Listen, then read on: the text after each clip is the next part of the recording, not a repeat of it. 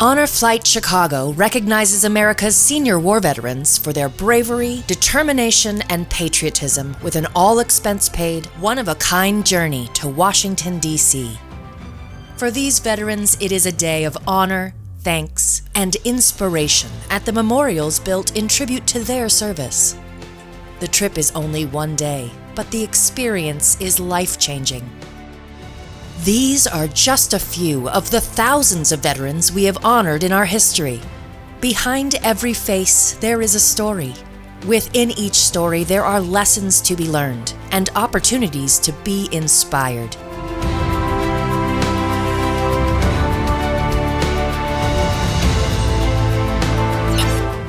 There is no country like the United States of America. I was willing, and I'm very proud that I served.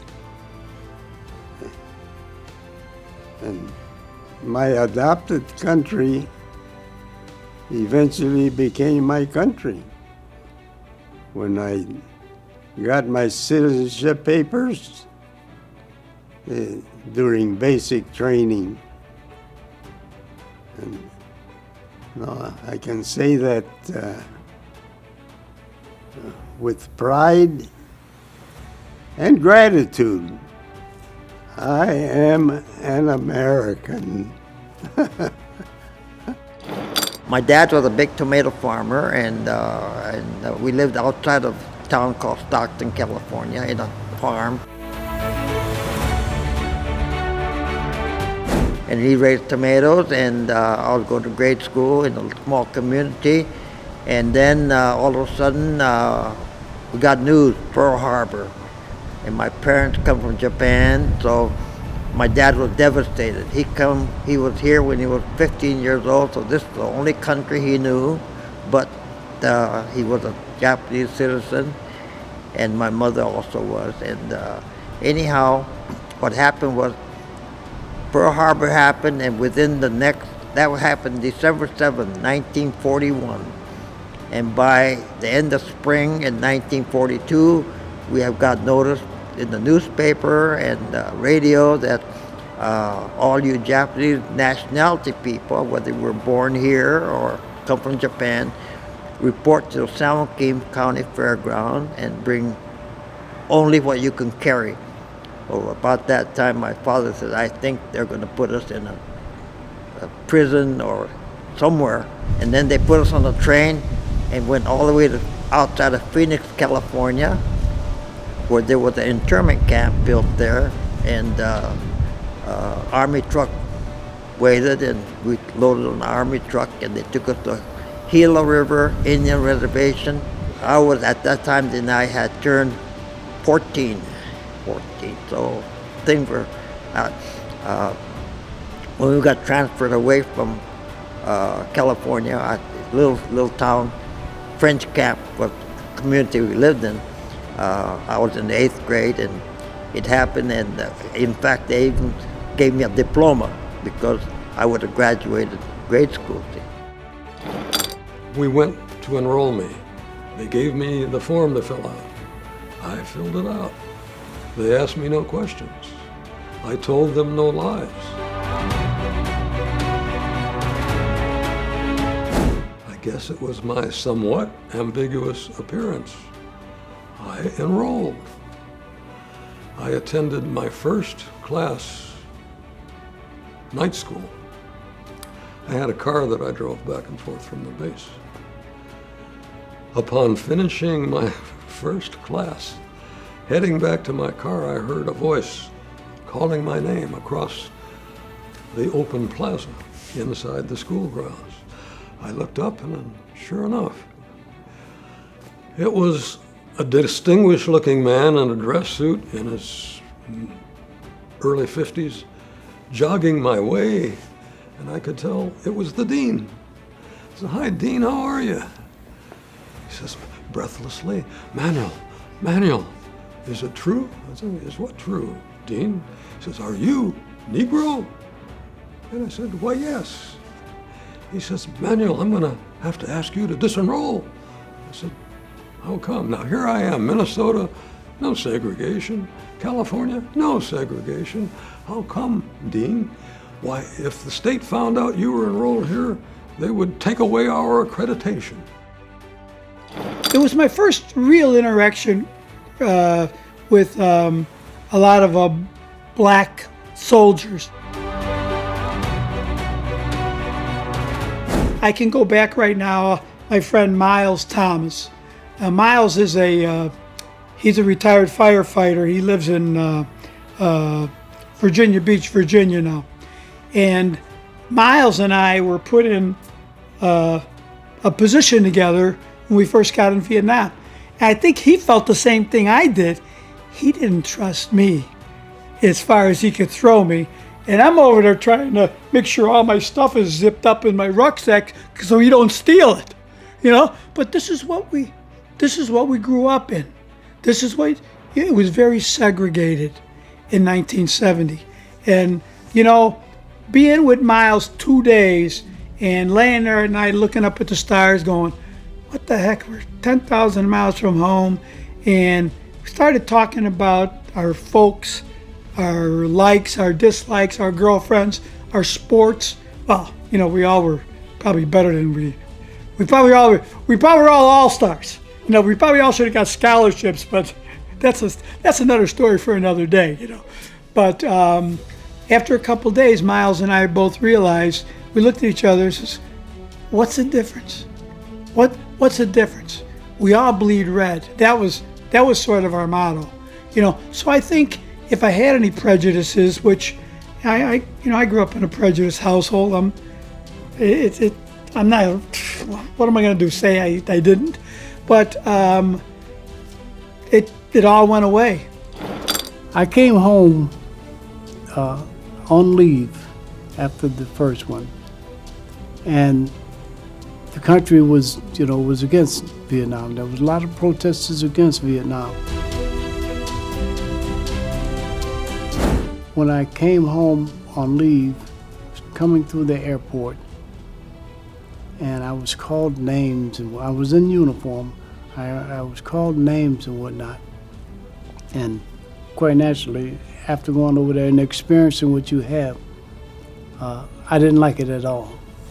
In fact, while I was home on leave, I stayed into different fights because I was not going to accept you calling me baby killers and whatnot. And here I am somewhere else defending our country so that this would not come and sit in your lap.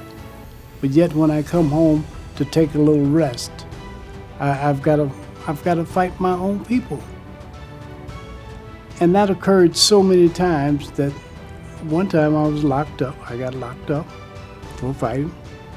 And I fought several times defending what I felt was, the right for us to be able to do what we want to here at home.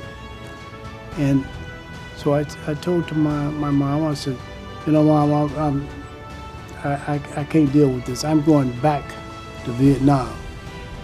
I said, because there, if I kill somebody, it's okay. It's justified. But I said, the people here are acting so crazy, and I keep getting into fights that if that happens again, I'll be locked up. I'll be locked up for a lifetime for something that I believed in. One of the first missions I flew at, I had experienced a thing thinking to myself, oh my God, they're shooting at me. And I was flying with our commanding officer who said, Zilla, you better start returning fire or we're not going to be up here much longer.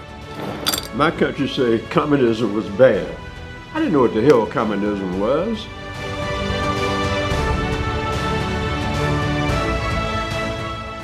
I didn't know what it was then. I'm 73 years old. I still don't know what the hell communism is, okay? But I did. My country said communism is bad. If you don't go to Vietnam and stop communism from taking over, you're gonna lose your freedom. Okay, hey, let me go help the country. I had enough heart not even knowing what I was doing, not knowing that I'm putting myself in a situation where I may never come back. Because being a U.S. Marine, even Robert, there's a 50% chance we're not going to come back. I knew I would. Or if we come back, we're going to be missing limbs or something. You know what I'm saying? But I didn't punk out. I didn't punk out then. I retired from doing law enforcement and officially in 2009. I was going to places to try and get my head together, like Robert, dealing with subjects. And obviously we forgot about it because we're telling you about it now. The young people were very impressionable. So you're talking about young men being put into a situation, how in the hell are we going to forget it? You're not in Vietnam now? Yeah, but Vietnam is in us. You implanted that in us at a young age. How in the hell are we supposed to forget it? So we got our issues. They call it post-traumatic stress disorder. Robert, crazy as a damn road lizard.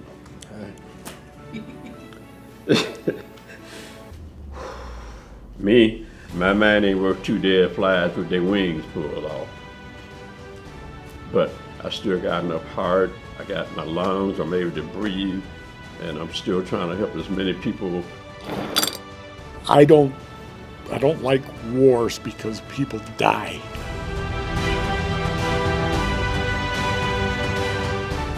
I understand why they have them. That doesn't mean I like it. But I would fight another war for my country to keep it as safe as it is today, as great as it is today. I learned a lot about brotherhood. I learned a lot about what your priorities need to be in life. Serving your country is one of them. And I'll never forget what John F. Kennedy said way back when I was a kid. Ask not what your country can do for you. Ask what you can do for your country. It's important. A weakness can be your strength. And, a quote that I use with my class, Shakespeare's beautiful line. He says, "Adversity is like the toad. While it looks ugly and venomous, it wears a jewel in the center of its forehead." That, for short, is you can learn from adversity. Don't give up. Because honestly and truly, when I was in Vietnam, I never felt I would come home.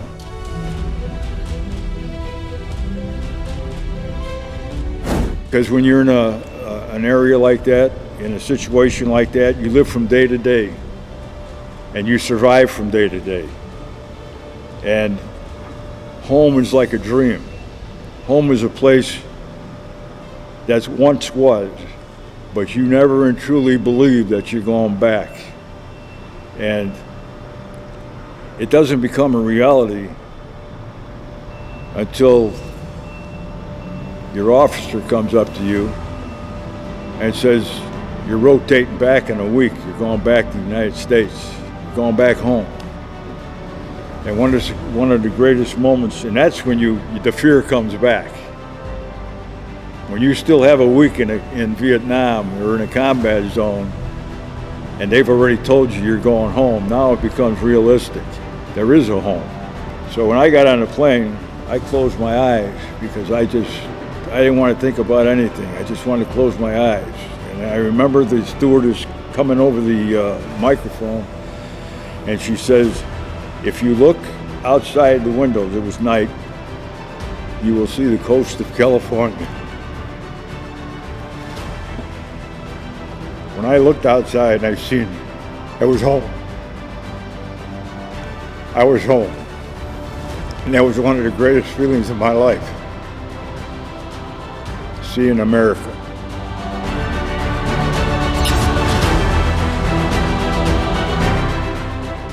Connect with Honor Flight Chicago and veterans in your community to hear the stories like these that our veterans have to share. Educate yourself and others through the history and life experience that veterans can share before we lose this valuable human resource.